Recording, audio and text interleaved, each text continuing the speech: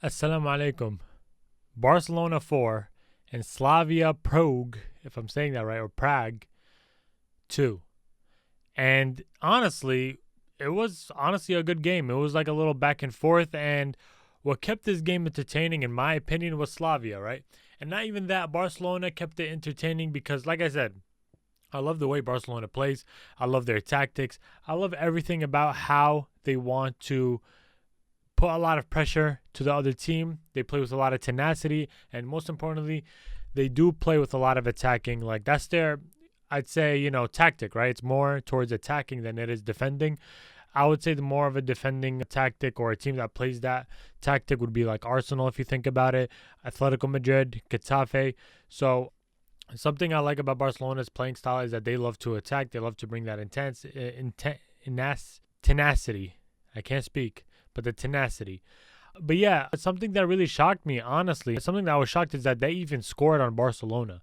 Now, the reason why I didn't expect this is because we all know the level that Barcelona is at right now and last season, both defensively and offensively, they've been phenomenal.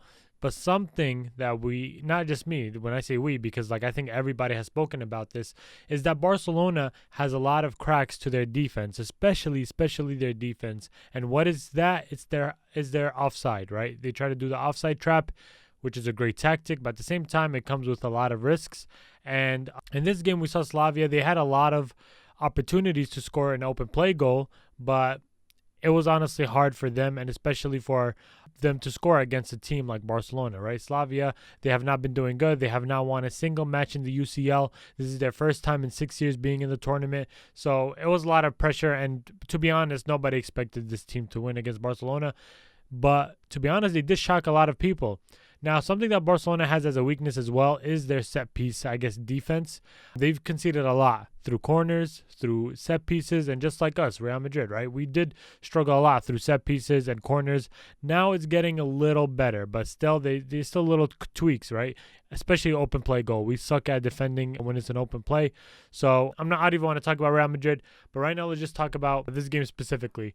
So the first goal came through Kusej, if I'm saying his name properly, at the 10th minute, and the first goal to come by Lopez was almost 20 minutes later, and then Lewandowski with an own goal, and like I said, it came through an own goal. Now, what changed Barcelona? Because it looked like it was going to stay 2-2, honestly. But what changed for Barcelona is the bench. The bench. Barcelona has a strong, I guess not everybody is strong, but they do have a solid bench, right? If you look at it and think about it, right? Lamine Yamal wasn't playing because he's suspended, but Lamine Yamal would be on the bench technically if he wasn't playing or starting. They have Dani Olmo, they have Rashford, they have Araujo, who's, you guys can make fun of him, but honestly, he is a good defender. They have Bernal, they have all these defenders that are sitting on the bench, and honestly, that was the game changer for Barcelona. The first goal came through Olmo, which was an amazing goal, to be honest. We should never, ever, ever have Dani Olmo shoot from that position ever again. We know what he's capable of. He's done this off the top of my head in the past 5 games or 6 games. I think he scored like that. This is his second time scoring like that.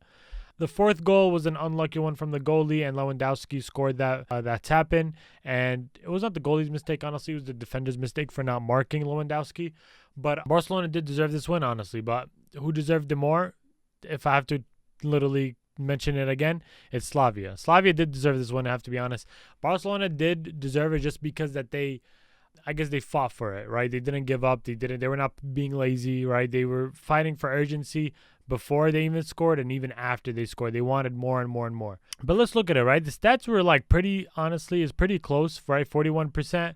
And Barcelona got 59% of the ball possession. They had a lot of the expected goals, almost doubled their goal tally with total shots taken. And they only had one big chance, and I remember that one with Juan Garcia saving it. And Barcelona had only 2 great chances. Now, honestly, so Pedri, I hope that he's not injured. I think he got taken off because it showed that he got injured. I think he was holding his hamstrings, and I hope that has nothing serious. Lopez had a phenomenal game. He got 2 goals. Rafinha, honestly, he was getting shut down, and that literally contradicts my other video that I recorded about Barcelona, where I said that Rafinha is the main guy that they need every single game.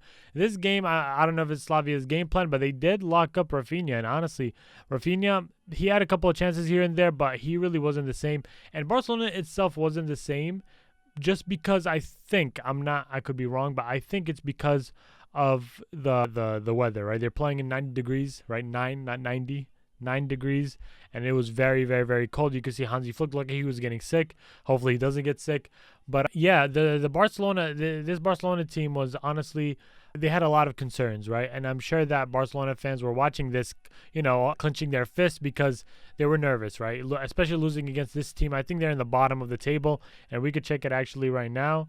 Well, they're third to last, right? They have not won a single game alongside with the bottom 4 teams. And now if you look at it, Barcelona, so Bayern won today, right? So they took our second place. We're third place. Barcelona jumped up to 9th place. And honestly, they have to win next week. Honestly, next week is going to be intense. I don't know if you guys know, but they are going to play every single match the last day, right? They're going to play it at the same exact time, if I'm not mistaken. And this is going to be intense because I don't know how I'm going to watch both Barcelona's game and Real Madrid's game, but obviously my focus is Real Madrid. And we have a tough competition coming up. We're going up against Benfica. And as we know, Benfica is always tough, especially in the Champions League. I don't know where they are right now. Benfica. Where is Benfica? Oh, okay. They have not been doing good in the Champions League, but like I said, I've been saying this about Real Madrid. Any team can dominate us. We have not showed consistency, so just know that Benfica could dominate us if they want to. If they don't want to, then, that's good news for us. But now we look at Barcelona's next game. It's against Real Oviedo, however you want to say it. We did beat this team earlier in the season. And, they do need Ferran Torres back because you guys can see Lewandowski. He's not in top form anymore. And I don't know if he's going to renew with Barcelona. That's like talks happening right now.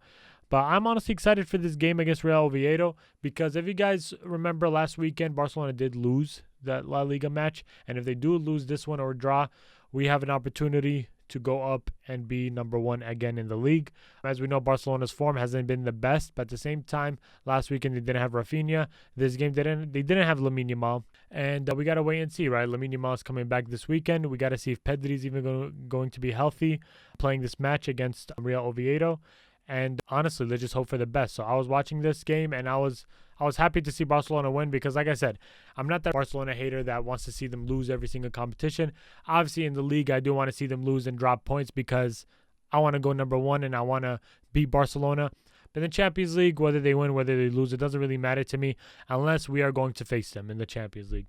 So, honestly, I enjoyed watching this game. I don't know if you did, but let me know if you guys did enjoy watching this game. Were you honestly shocked Slavia even scored against Barcelona? Because like I said, I was really, really, really shocked. And I don't know if this game would have been differently if Lamine Yamal played in this game. I don't know if it would have been different if Ferran Torres was starting instead of Lewandowski because you guys saw Barcelona had a lot of opportunities.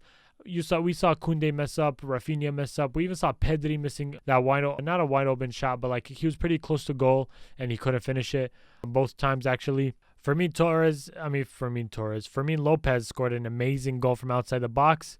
He's a wonder kid for Barcelona, honestly. Besides Lamine Yamal, Ferran López shouldn't leave Barcelona, in my opinion. I think there was like talks about him going to Chelsea, but they do need a player like Fermín López, especially him starting or coming off the bench. They really do need him. Dani Olmo, for example, Marcus Rashford, they really do need players like that on the bench because if it wasn't for them, who would have known if Barcelona was going to even win this game or even draw? Right? Because let's be honest, this team was actually doing pretty good defensively against this team until Marcus Rashford came on and he gave that assist to Lewandowski, and until Dani Olmo came on where he scored that amazing screamer from outside the box. So let me turn it to you guys. What do you think about this game? Give me your honest thoughts in this game. Let me know what you guys think about the performance. Let me know if you guys have confidence for Barcelona in the upcoming games and the upcoming future, because we all know that high line is a huge risk, and that is my only concern for Barcelona, but your concern could be very different. So drop in the comments below. Thank you all for watching. For those who do come back and watch my videos and also leave a like, I see a couple, maybe 1, 2, 3, 4. Thank you very much. And if you guys are not subscribed and you're new to the channel or you're returning to the videos and you're not subscribed, make sure that you do. A lot of you guys are not subscribed. Subscribe. It's free. It's non-harmful, and you'd make a person happy. Thank you very much, and until then, Assalamu alaikum.